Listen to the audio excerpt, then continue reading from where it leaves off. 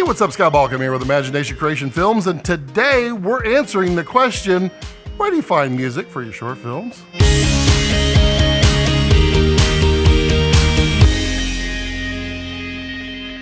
So I get asked periodically, not that often, but you know what?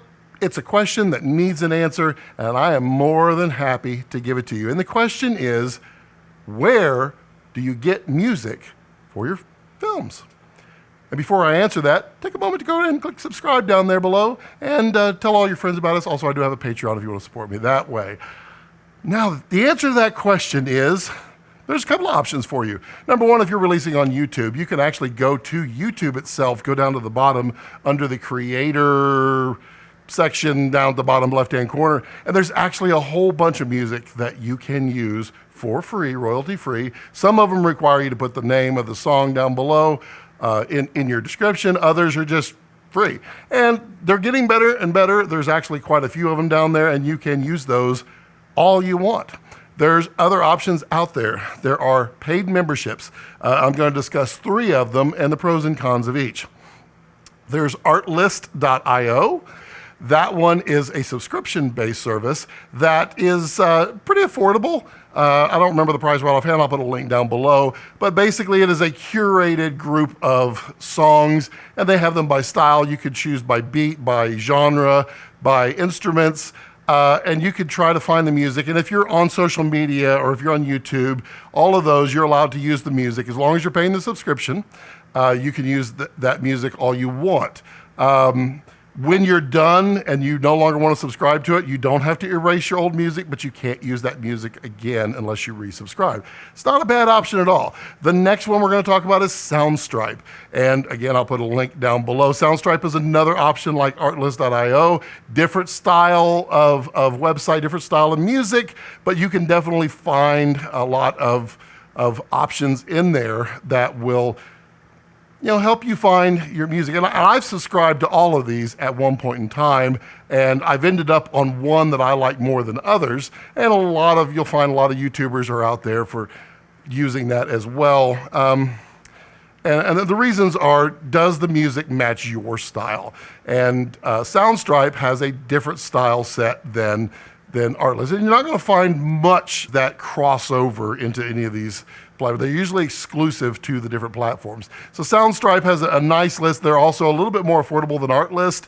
And they're also a subscription-based service for any of the social media like Facebook, YouTube, any of those. You can use that. It's just like the others, where as long as you're subscribed, you can use that music all you want. Some of them have different requirements that if you want to use a song more than one time, you need to go back out and re-download it so that the artist gets credit. That's fair. I mean, whatever way they have to do it is the best way that you should choose. But Soundstripe is a good group of music for that. But you should go out and audition either of those. The next one is Epidemic Sound. Epidemic Sound is one of the ones that I use, and I use it because they have, again, a different variety of music. To me, there is a lot more orchestral, epic, film kind of soundy songs on there that I really enjoy. I'm very motivated by music, and so it's nice to be able to go out there and find some really quality music.